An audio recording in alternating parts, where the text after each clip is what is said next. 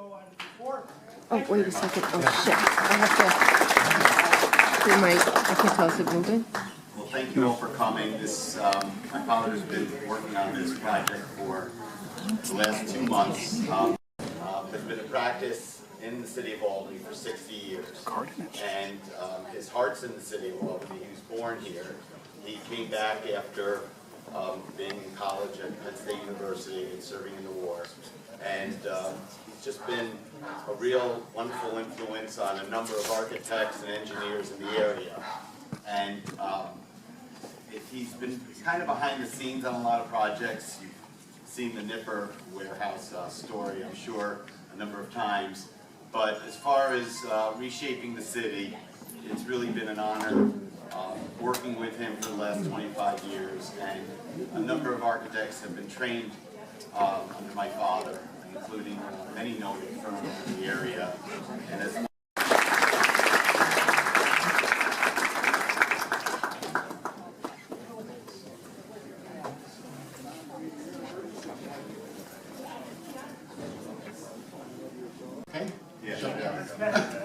All right, I'll try again. This presentation is one of the most interesting and educational projects in my 60 years of practice in architecture in Albany. In 1958, our office was given the commission to construct an office building on a vacant lot on Swan Street, across the 8th Street from the Albert E. Smith office building and extending south on Chestnut Street. And I will refer to this project as the Baroga building because they were the people who were in charge of developing the building. Today, this building today is identified as 90 South Swan Street.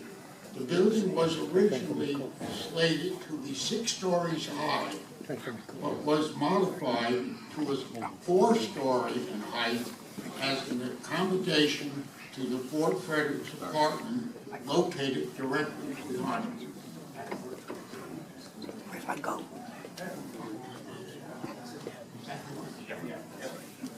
Well, the building actually, the Fort Frederick's behind. That's the Fort Frederick's behind.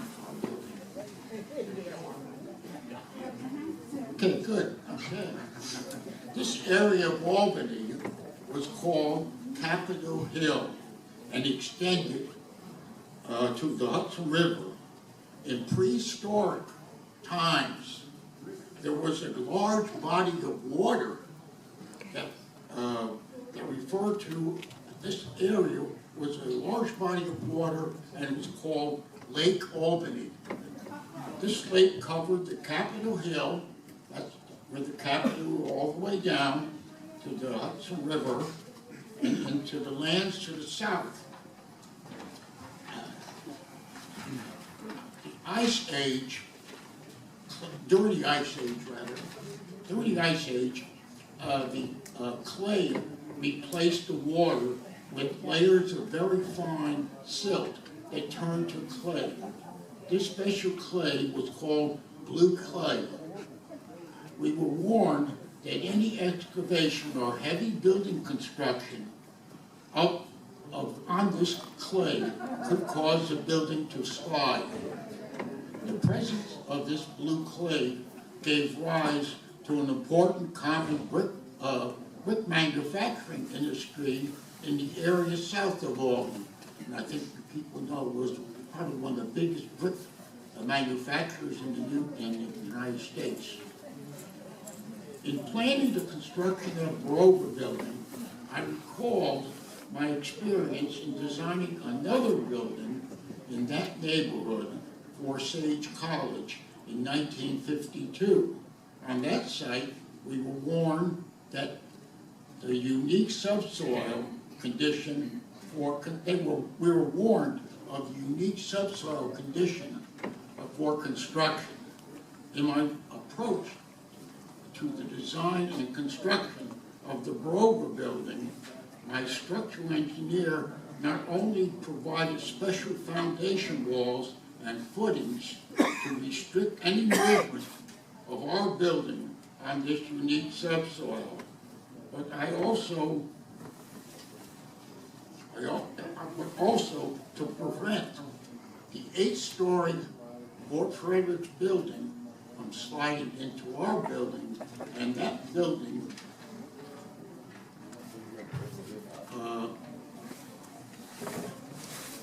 let's see, that building way up. Yeah, that's right. I'll tell you something about the wind.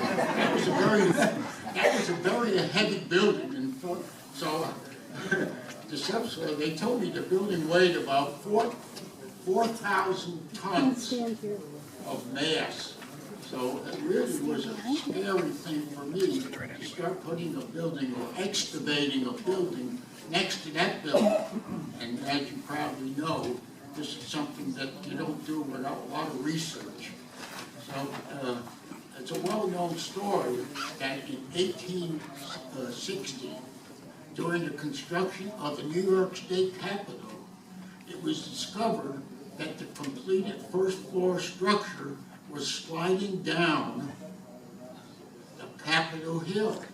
This condition was attributed to the blue clay subsoil. To restrict this movement, they built a 40-foot high, 166 wide granite staircase in front of the east facade.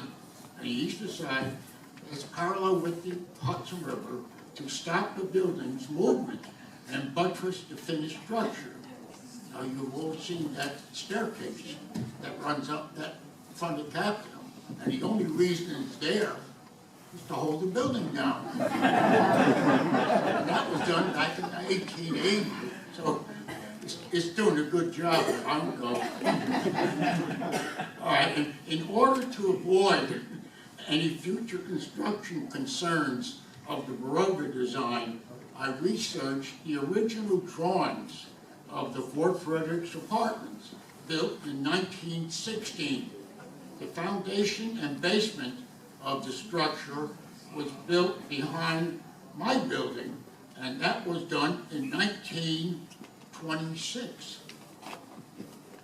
10 years afterwards, the building is built, and the foundation, staircase, basement is built 10 years later. How come? In the words of the popular radio announcer, Paul Harvey, Albany City historian, Tony Opaka, author, has written a story about this building moving, and he will tell you the rest of the story.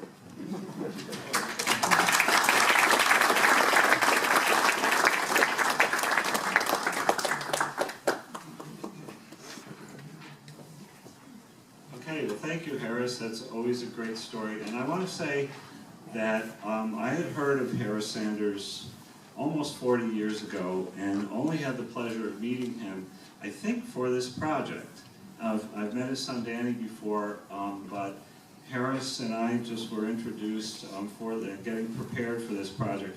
And I want to tell you, this guy is truly amazing. He's done so many interesting things in Albany. Nipper, the Ciccarelli Funeral Home that's on the Delaware Avenue branch, and I'm sure there are other things that he hasn't told me yet, but I want to find out. He needs his own show, his own recording, because he's got a lot of stories to tell about Albany architecture.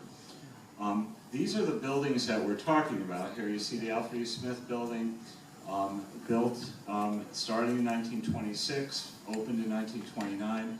The Fort Frederick, as you can see, having been moved a block, and the Baroga building that Harris talked about. This is, by the way, a little drawing that Harris did recently. You can see on the right is the Fort Frederick, an image of the Fort Frederick in its original location at the corner of Washington and Swan.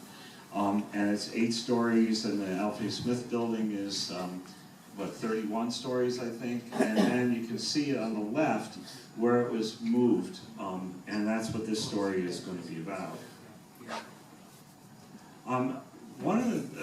I knew a little bit about this story, about the move of the building, but I didn't really know much about the building itself.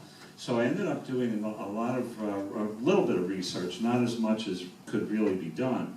And I found out that the Albany County Hall of Records, how many people have ever been there, by the way? I would recommend it just for the fun of it. It's got so many amazing things in it. And one of the things it's got is a nearly complete record of building permits in Albany from about 1905, 1908, with some even earlier, some back before 1900, all the way up to the present. And over the last 30 years, they have organized the collection and computerized it. So you can put in an address, you can ask them to find an address, and they'll find a permit number. And I, of course, had to look for this as 70 South Swan, which was its original street address when it was built on the corner of Washington and Swan. And as you can see, the building permit drawings are dated November 1st, 1915. On the left is the front elevation, which faced what is now the West Capitol Park, and the side elevation on the right faced Washington Avenue. The major entrance was on the Swan Street side. And at the time the building was built, it was in a dense area. The area was entirely built up. If you've ever seen pictures of the Capitol Fire of 1911, you'll see that there are buildings all the way from Congress Street, which was a street that ran between State and Washington behind the Capitol, all the way up to the corner of Swan. And in the early 20s, it was decided that there would be a new state office building built, and rather than build it directly behind the Capitol, it would be built west of Swan, and the area between the Capitol and Swan would be cleared for a park, and we know that now, of course, as West Capitol Park. I want to just mention a little bit about the background of apartment buildings in Albany, or apartment buildings generally in the United States. They really came in the middle of the 19th century, and they were kind of frowned upon because people of a certain class did not live among other people. That was only for working class people. People that could afford their own buildings were expected to live in their own residential buildings. But as early as the 1850s, there was a housing crisis in New York City, and apartment buildings, multi-unit apartment buildings, started to sneak in. One of the reasons that they weren't originally accepted was that they were known as French flats, and the French were considered a little licentious or something. So, you didn't want to be associated with anything French. But later they became accepted because, of course, they were needed. That was the only way people were going to be able to afford to live. And it took a while. I mean, we're talking the 1850s, 60s, 70s. It's happening in New York City. But it took a while for it to get to smaller cities like Albany and Syracuse and so on. But it did happen by 1900. The earliest apartment buildings of this type were built in Albany probably around the turn of the 20th century. And as I said in the slide here, you can see that the building permit for this, well, I should say the drawings were dated November 1st, 1915. The building permit would have been pulled probably very soon after that. The building was built by Gary Dillenbeck, a pharmacist who was a resident of Slingerland, and Dr. Thomas Ryan, who was a doctor at 74th South Swan, which was the building immediately to the left.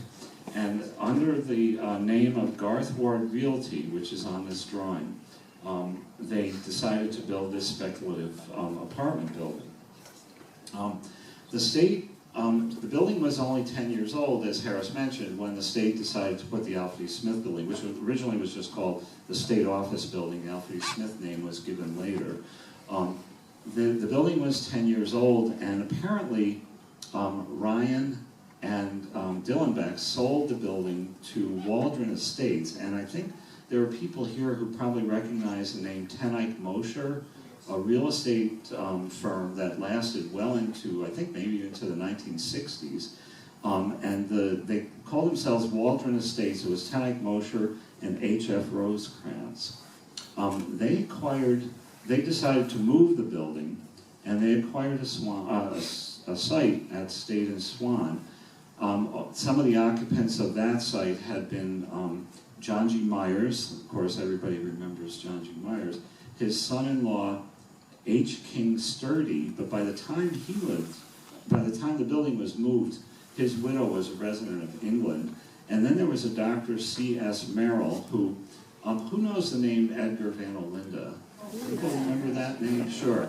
He wrote a newspaper article about it. He said 16 years ago, so he was writing in 1942 about the move of the Fort Frederick in 1926. He called it a double brownstone mansion at 248 State Street, and there was another building at 244 State Street that was occupied by General John Patterson of the U.S. Army. When the state took the property over, Waldron was given 60 days to clear the site, and Eaton Wrecking Company was awarded the contract to remove the other buildings. The Foundation Company of New York, who built foundations for Home Savings Bank, which was going on probably around the same time, prepared a new foundation for the Fort Frederick as well. Now, the funny thing is, Harris mentioned that the building weighed 4,000 tons. And I think this is probably one of the vagaries of actually hand typesetting newspaper articles, because I saw it listed as 400 tons, 4,000 tons, and 48,000 tons. I'm going to go with the 4,000. I think that's probably the most accurate. It was moved 475 feet. Now, they said it was 350 feet from Washington to State, and then probably the extra 125 feet was moving it west of the west of the corner there. It was moved about 2 to 3 feet a day in the beginning, and then about 7 feet a day later. And one of the things I found in looking at these fantastic drawings is that I can't figure out what happened in this building. You can see the name of the building permit there. The name of the architect is Pember and, what is it, Merrick and Pember. And looking at the drawing on the top, and this set of drawings probably has 100 drawings with it, everything from floor plans to structural to mechanical drawings. But studying that floor plan on the top, I can't figure out what happened to it. I have a feeling, I've never been in the building, so I can't say for certain what happened. But I don't think some of that interior floor plan was constructed the way this drawing was drawn. The two in the center at the top, on either side, you can see there's a sort of a square room in the center. On either side of that are kitchens. And then there are living rooms, dining rooms, bedrooms, and bathrooms. And that sounds reasonable enough, but there are only 2 kitchens, and this drawing is labeled typical floor plan. So it's 2 through 8. And there were offices and stores on the first floor, and then apartments on floors 2 through 8. But I counted the way these rooms are laid out. There are 2 kitchens, 3 living rooms, 2 dining rooms, 5 bedrooms, and 4 bathrooms. And that doesn't make any sense at all. So I have no idea. And I was also able to find the building in the 1920 census. And there were 19 heads of household listed. And this was a weird one, too, because they actually had the addressing correct in the 1920 census. I was able to figure out, corroborating the census with the city directory, what they called 70 Dove Street was actually 70 South Swan Street. So there were 19 heads of household, and I think that means there were people missing. There were people that were listed in the city directory that you wouldn't know from the city directory that were actually living in the same unit. Like that, I don't know if anybody's ever looked at the census, but it talks about head of household and then relationship to head. So there were some that were head, wife, servant, daughter, son, whatever. But there were some that were head and sister. And when you look at the city directory, they have different last names. So you wouldn't realize that that was actually one unit. But I don't see, if you study this drawing, all of the rooms are connected. And so, and one of the rooms on the bottom there, I think that the big room in the center says living room, but it has a bathroom to the left and the right of it, and each of the bathrooms has 2 doors. So you go through the bedroom, or you go through the bathroom to get from the living room to the bedroom. So the floor plan doesn't make any sense. I don't understand it. I'd love to see the interior of the building to see what was actually built. And of course, I'm sure that it's been altered since its original construction.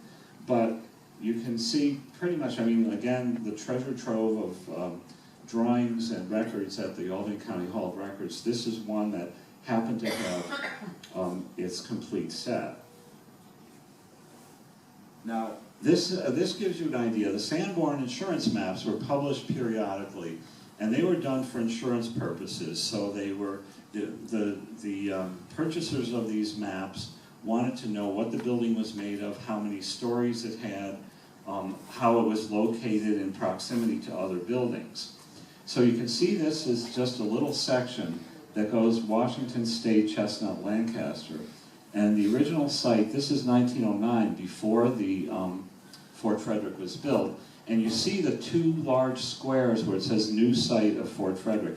Those are the 2 buildings that Van Olinda was talking about that were demolished to accommodate the Fort Frederick. Now what you see also on the west side of Swan is a row of buildings facing Swan, and you see, what does that one say in the middle? Is that, it's not Congress.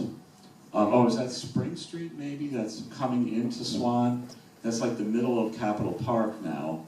And then there are a few buildings on the corner facing State Street, and you see the, what is that, the 4th building, I guess? That's actually the location of Albany Law School, which didn't move over to New Scotland Avenue until they were displaced by the Alfred Smith building. So the buildings that you see, the Fort Orange Club on Washington Avenue, just about under the word Avenue there. So all those buildings on Washington east of Swan, or I mean east of the Fort Orange Club to Swan, all the buildings on Swan itself, the 3 buildings before the law school itself, and a few buildings to the west of that were all those buildings that were taken for the Alfred Smith building. The moving company was the, I'm not sure how to pronounce this, I'm going to say Eichlein from Pittsburgh, and this company was formed in 1875, and a friend of mine sent me a link to an article today in anticipation of this. There's a big building in Glens Falls that was moved, I think, in the early 20th century, and it was moved by the same company. So they had a reputation. They moved several buildings in, what's the capital of West Virginia? Is that Charleston? Charleston. They were building a new capital in the early 20th century, and this company moved a number of buildings out of the way of that. They moved a number of buildings in Pittsburgh. They seem to be pretty active in the Northeast, maybe beyond. But what I found on their website was that they built a number of moved a number of buildings in the Northeast. Now, from here on, I have to thank a good friend of mine, Barbara Casey, who is a dealer, not a dealer, I should say, a collector of Albany ephemera. And several years ago, she bought a collection of 82 photographs of the moving of the Fort Frederick apartments. And they are dated and numbered, and I've got 10 of them here. I tried to pick out the ones that really kind of show the story the best. And the last picture, number 82, you'll see it here. I am sure from the detail that these people, these photographers did, these may have actually been done by the moving company. There's so much detail, and the pictures were taken virtually every day that there's no question. The last picture that she has is water damaged. And there's no question in my mind that the last ones were actually lost, so that you see the building before it's on its final foundation.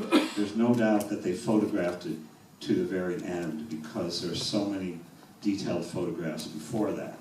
But the irony of this, of course, is that I don't know the exact date of this photograph. Some of them don't have dates, but you'll see that three-story row house to the left of Fort Frederick.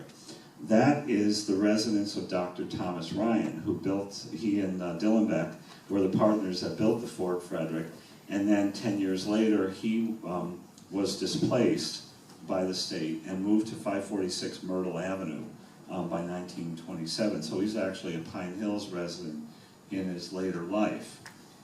So I'm going to just kind of run through these, and we're going to see the moving of the building from the corner to its final location. What I think is interesting about the demolition shots is that they didn't have any large equipment here. They were almost like dismantling the buildings. You see how there are sheets coming out of the windows, and the buildings were pretty much taken down by hand. And I'm not sure exactly why they did that, but they clearly did. The building that you see in the background is the back wing of the Fort Orange Club. And you can see the fire escapes on the Fort Frederick on the right. The steeple on the left is Westminster Presbyterian Church on State Street. And here, you know, again, wherever there were dates, I put them on the labels there. You're looking south towards State Street on that, and the buildings that you see in the background are probably those ones just above Swan that were between the corner and the law school. And you can see that they're preparing the foundation. They're destroying the foundation. The photographer is standing right on Washington Avenue. That's the west corner of the building that you see on the left. And you see also that the building to the west of it touched it. So in the drawings it says no windows on the first 4 floors. Below once you get to the 5th floor, you've got windows on the west side of the building. Here it is, you recognize the State Education Building in the background and the Cathedral of All Saints beyond it. And you're looking now at the south side of the building. The buildings to the left are the ones still on Washington Avenue between the Fort Frederick and the Fort Orange Club. But it looks like everything else has been removed going towards Swan Street. These are the buildings, well actually no, I guess, let's see. October 23rd. Okay, so I'm guessing the photographer is actually standing behind these buildings. This is the corner of Swan Street, looking sort of northwesterly at what would now be the corner of the Alfred Smith building. You see the space between the 3rd building and the building beyond that. That's where the Albany Law School stood. So, and now you can see the tracks have been laid. Those are ties and basically railroad tracks, and hundreds and hundreds of rollers. Now we're looking south. The buildings on the right there that are partly demolished are the last buildings before the row on State Street begins. And the building on the just to the left of that, almost at the exact center of the photograph, is actually still there, except that the facade of it was completely redone in probably the 1950s. But if you look at the side of that building, as you're walking down State Street, you'll see the gabled roof and the old windows, but this has a modern brick front on it now. And the building to the right of that, I think, is still there, probably looking pretty much like that. Okay, so you see where it is now. The building on the right, the partially demolished building, is on Washington Avenue. The building behind that is the Fort Orange Club. Now you can see the Emmanuel Baptist Church steeple, and the Fort Frederick is blocking the view of the Westminster Presbyterian Church. You can see that it's probably about halfway there. Okay. And now you can see right at the corner, the full view of the Fort Orange Club, full view of the Baptist Church steeple, and then the short building on the left is the building immediately west of the Fort Frederick today. That's the building on State Street that got the new front. And this is the last of my friend Barbara's photographs. And you can see the date of December 1926. The building is in a snowstorm, and it's sitting in the middle of the street. You can see the Westminster steeple immediately to the left of it, and then the building during the move, and people came home every night to, right, yeah. But how do you do that with like flexible gas pipes? You know, I mean, I'm hoping they had, you know, safe passage. And so, I mean, it's really kind of an incredible story, you know. I guess you got a different view every day.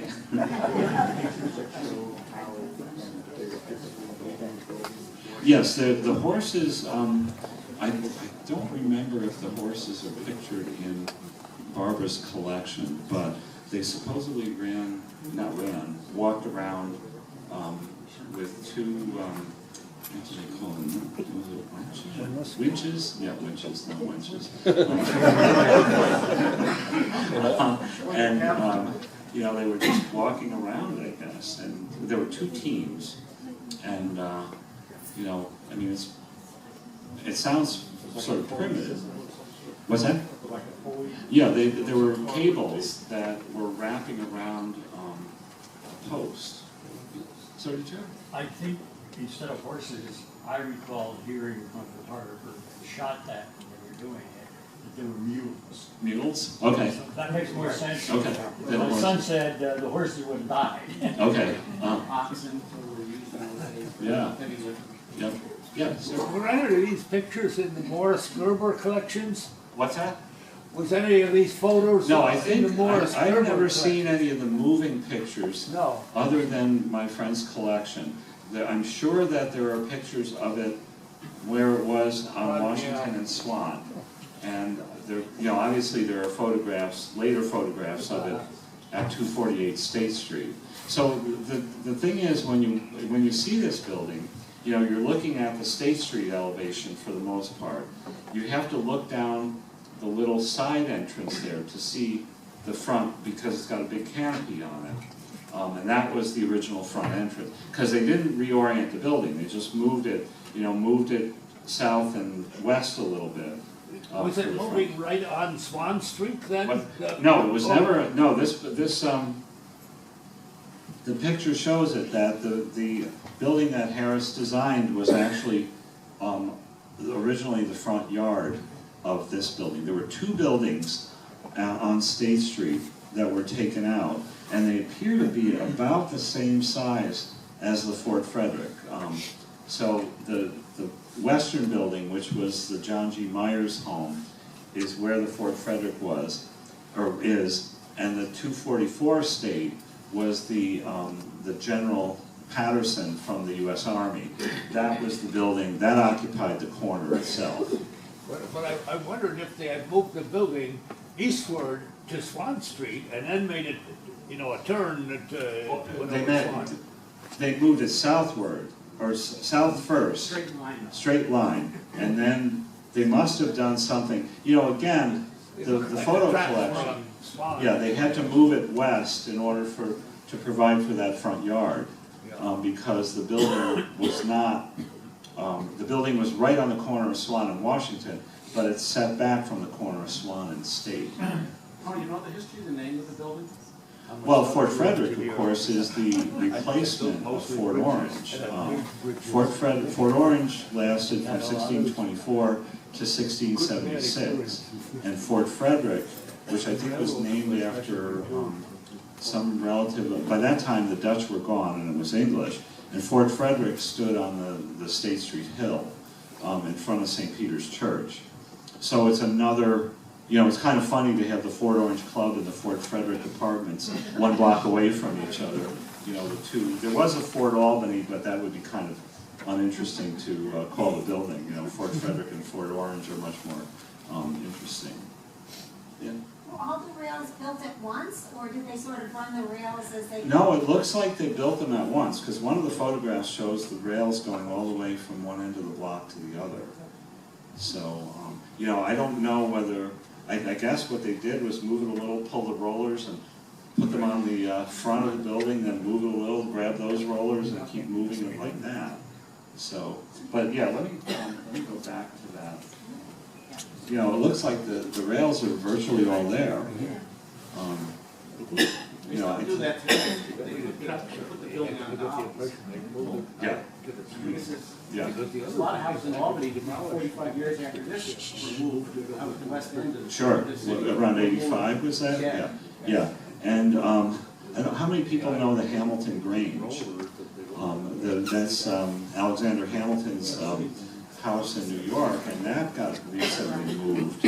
And that was moved twice actually, because they didn't move buildings, I mean, a long time ago they moved buildings, but they had to, in the time that was moved, a church was built that blocked it from the street, so that building had to be raised up 40 feet, carried across the roof of the church, and then dropped back down to the street, and then moved on a hill.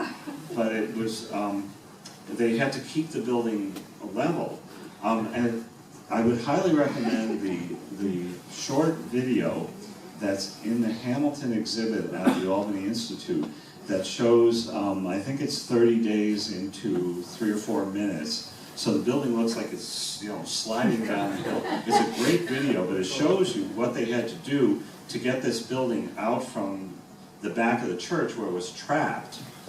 They had to lift it 40 feet, and I understand that they used, that they hired Mennonites or Amish people or something from Pennsylvania who had a skill. They built this pile of, they looked like railroad ties going in 4 directions to lift the building up, and then moved it, and then dropped it back down to the street level, and then moved it, they moved it a few blocks. The building, was, as I said, was moved twice. It stayed within probably a square mile of where it had been built in 1801 by Alexander Hamilton, but it was in the way twice. You mentioned in passing the clay presence here in our area. Yeah.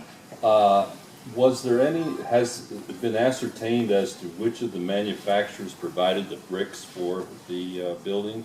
For what? For the building for the hotel? You know, I'm sure there was, they could very well have been locally made brick, but anybody that was around for the 24-hour pile driving during the South Mall construction, that was the clay.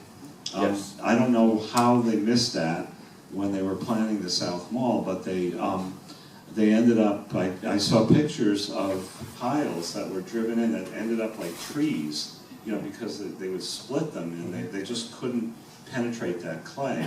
And that's one of the reasons that the construction took so much longer than anticipated. Tell me a story about 1926. The state of New York condemned all the buildings along Swan Street, and the builders of the Fort Fredericks, just previously, 10 years before, built this building. And they were quite concerned that they wanted to tear it down and then rebuild it. Yeah. So they made a decision after they got their condemnation money. They each got the value of the property before they moved. They decided to investigate this mover. So he came in with a price that was half of what they were giving them. Yeah, did people hear that? They were...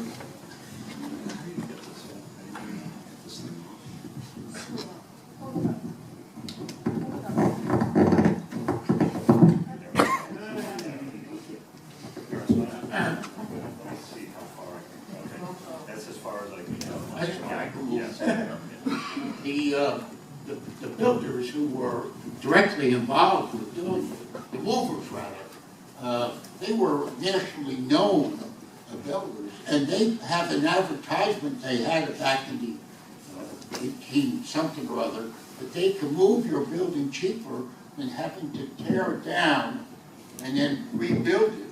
And that was their advertisement. So when this fellow that owned the Fort Fredericks, when they heard about that, they received their money, or condemnation money, from the state. Well, they said, well, let's talk to these people in Pittsburgh. So they contacted him, and they said, oh, we'll move it for you. And they told him what it would cost, and it happened to cost half of what it bid that the state gave them. So they made a profit by moving the building instead of tearing it down, losing the tenants, and then rebuilding it and getting new tenants. Why didn't they think of that in 1962? Any other, yeah. And one of the earlier photos there showed that the back wall is another building. Yeah. With no windows. Did they Yeah. ultimately then put windows in? I don't think so. No, I've actually. Well, that's an interesting question too, because let's see where we can see that. Yeah, you can also see the fireproof tile that was put there. You know, that's not an exterior finish. So I'm assuming that I've never actually looked at the back side of this, the west side of the building, but I'm sure they must have put a finished exterior wall surface on that after they put it into its final place. I don't think it touches the building. I can't imagine that it would, you know, you wouldn't want that crash, you know, when they moved it into place. You wouldn't want that, you know, hitting your building if you looked immediately to the west. Yeah, did you have a question? Is there any estimate on how much it costs? You know, I've never seen a cost connected with it. I'm sure there must be. Maybe the company, I didn't contact the company in Pittsburgh, maybe they have the records. They didn't have it. In fact, they didn't even have this online. Just that the newspaper said that that was the company that they used. Yeah. Have there been any buildings moved recently? What do you mean recently and where? Well, what's the most recent movement, building movement you can think of here? In Albany? The barn. What's that? Okay, there's a barn in New Scala. You know, when they built 787, I was living in at home in Waterville at the time 787 was built, and only one of the buildings near the Arsenal was moved out of the way. The rest of the buildings on Broadway and Waterville were demolished. The majority of the homes, I think, were moved in the 60s to make way for I-90 and 787. Yeah, and actually, if you know, the area I grew up in is called Maplewood, and on Route 7, when they built Route 7 up the hill, I think they moved about 40 buildings there, and that was all happening in the late 60s, just to get out of the way of the highway. Yeah. Very recently, Schenectady by the Noble Comics Shopping Center. Oh, right, that's right. That's right. The building that stood in the middle of the field on, the Sanford House, Stanford House, was moved somewhere around that property. Yeah, yeah. That's probably the biggest thing that was moved recently in this area. Thank you for that. Yeah. I'm sorry. Somebody have a question? Yeah, I got a question. Okay, we work on moving these buildings. How did they hold the whole thing together when they were moving it? Well, I guess structurally, you know, if they're going to build a building, it better stick together. You know, and I guess they decided. I mean, this moving company. You know, I've heard of other moving companies. There's one, I think. I don't think it was this one. No, there's another company that actually advertises. Well, this company is still in business, and there's another moving company I've investigated recently, and they moved a theater. I mean, like something the size of the palace. Yeah. I mean, that's pretty amazing, but I guess the building, as long as it has structural stability. I thought of another building now that was moved very recently. The airport, when the airport expanded, the building that was on Route 7 that looked forlorn for 20 years or more had become part of the airport property. And it was a very historic building. It was reputedly the place where the first town meeting of the town of Waterville, which became the town of Albany, was held. The building was built, I think, before 1790. And it's a white clapboard building, maybe with green shutters, or it had green shutters. And what, do you know what the building is? It's a, yeah, the Taylor T, is that the name? Yeah. And that was moved about 200 feet. I mean, that was a little less complicated than this, but it's a post and beam building. I mean, it's a very old construction technique. So I'm sure it was very fragile. It was in, as I said, looking pretty forlorn there for 20 years, and that, you know, it got stabilized and reopened.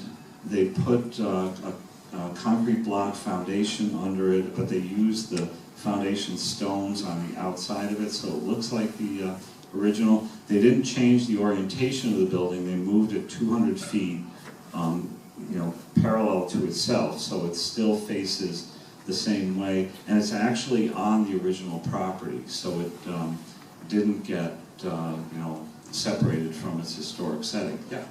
To understand how well this was done, Google up Centennial Firehouse, Peekskill, New York, August 21st, 2008, and see what happened. I'm sorry, I didn't hear that.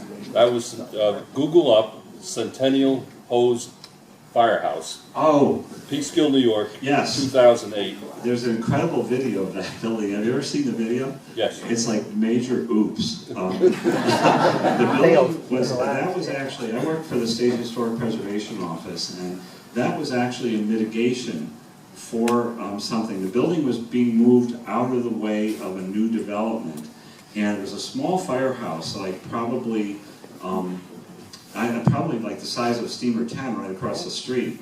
And you can literally watch the video of the move, and then all of a sudden something shifted improperly, and it was a pile of bricks. Yeah, it's an amazing video. It really is. Yeah. Tony, have you ever researched to see if there's any 1917 newspaper articles discussing this brand new apartment house, or maybe I'm sorry, I can't. or advertising it as luxury apartments?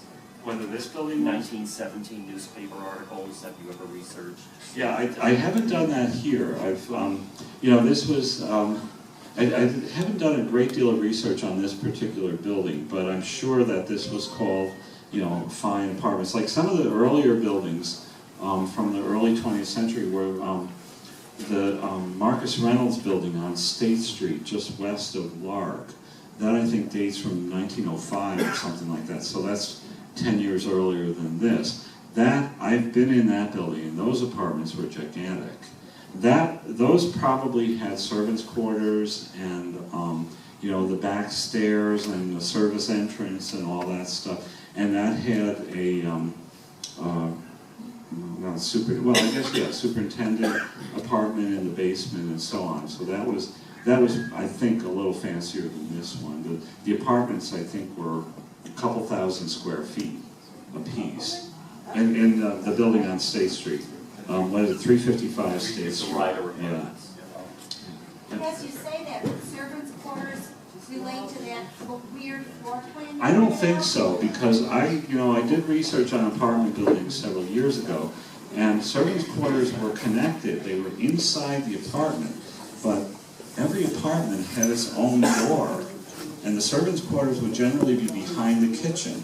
So they would have a servant's bedroom and a bathroom, and they would go through the kitchen to the dining room, and they would be able to come through the service stairs, which were generally, you know, away from the front door.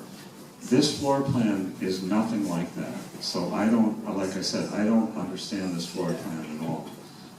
I'd love to know how it was actually built, because I don't think it was built this way.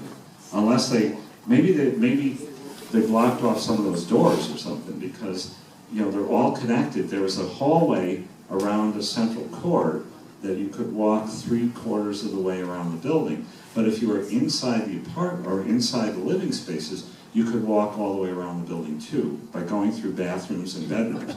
That doesn't make any sense. So I don't know. Yeah. Tony, Tom's uncle, he had a moving business in Rensselaer, in that era. And the family always talked about how he moved the building. So that company might have hired him because see it as local. Yeah. Yeah, so often, like an architect will have a local architect, like if an architect from out of town designs a building, they'll often have a local architect to do like the supervision or something like that. Although the photograph that's in the Van Olinda article shows the man named Eichley here. So maybe they said, all right, you know, you can be our superintendents on location. But, you know, we're the ones that, you know, they're the ones, I guess, take the responsibility, pay the insurance or whatever, so. Anything else? Yeah. I was thinking that the rooms all being interconnected would allow for a larger or smaller unit to be designated. So some rooms could be designated to one side, one apartment. That's possible. And, you know. That's possible, but the floor plan as drawn doesn't necessarily show that, you know. But then you'd have like, you know, your bathroom would have a door into the other apartment, even if it's locked. You know, you want kind of a solid wall between your apartment. You know, it certainly wouldn't pass code today, where you have to have, you know, separation, major separation between units. You know, maybe it was done that way and, you know, changed later or something, you know, drawn that way and changed later. It doesn't make any sense to me, because in 1920 there were 19 households listed in the census, but they certainly didn't have one floor, and they certainly wouldn't have needed 5 living rooms or whatever the number was on each floor. It's almost as if each floor was its own unit, but that was not the case. So I don't know, you know, it's a mystery. They just drew that as the basic plan, and then, because it was still a relatively new concept here, so then all of a sudden when they started to then get tenants, then they started figuring, okay, so we're going to continue. Yeah, that could very well be. Although I can't imagine that the city would give them a building permit for a building that was not going to be built the way it was drawn. You know, here's our application. This is what we think we're going to do, but maybe we'll change it. You know. Yeah. The real novelty of this building is that the occupants maintain living conditions in it. That's the weirdest part of the whole story. In and out, you know, with the type of construction they have, you know. Credit to the masons and bricklayers of those days, you know, with much, they were almost self-supporting. I suspect those beams you see coming out of the holes cut in the bottom are called needle beams. They're actually supporting the building itself, and it comes over to the side girder, which is then on the rollers that the horses are pulling the whole weight of the building. But to keep it intact, I think we to the credit of the original. Yeah, I mean, I think it's an amazing story. You know, like somebody said, you know, one person asked, you know, if the building shifts, what happens? You know? I mean, like this firehouse in Peekskill, you know, but that's a much smaller building, and it was fully masonry construction. So not a steel frame building like this. You probably know that the southern wing on the Alfred Smith building did settle because of the clay. Oh, is that right? Okay, yeah, that's not a surprise. You know, you know, Harris talked about the staircase. And if you've ever walked up the staircase, you can see that it kind of slants into the building. So I think the building weight has pushed it so that the steps are not horizontal anymore. They're a little bit angled. And I think that probably is related to sliding downhill. I'm a structural engineer, and I'm reading a book about the dome in Florence, Italy, and I'm fascinated about the Well, one of the reasons of the people that were involved in that. One of the reasons they dropped the idea of a dome on the Capitol was because of the weight that it was expected to generate, that it wouldn't stand. Sir, did you have a question? Is there any information on any changes in the elevation of the street from beginning to end? And do they have to compensate on the railroad tracks? In other words, was there a slant or anything like that? I'm sure they did. Yeah, if you look at a topographical map, this is not just perfectly flat. When they moved the Hamilton Grange, they had some serious hills, but they had to maintain the level of the building so that the building itself wouldn't break. And I would imagine that all of that was taken into consideration here too. So. Other more questions? Yes, Right, you know if this 8-story building had an elevator in it? Oh, I'm sure it did, yeah. In fact, I think it shows on the plan. Yeah. They wouldn't have built anything that tall without an elevator. In fact, that's one of the invention of the elevator is what allowed buildings to get taller. People aren't going to walk up more than 5 or 6. Any more questions? Yeah, I'm Paul Hacker, President of Friends of the Library. I do apologize for the small size of this space. I do appreciate your coming. And I guess Harris and Tony have agreed to do it, another presentation. Possibly we'll do it in the largest place down at the main library at a future date. But we'll keep informed about that. But I do thank Harris and Tony very much. And thank you all for coming. Thank you.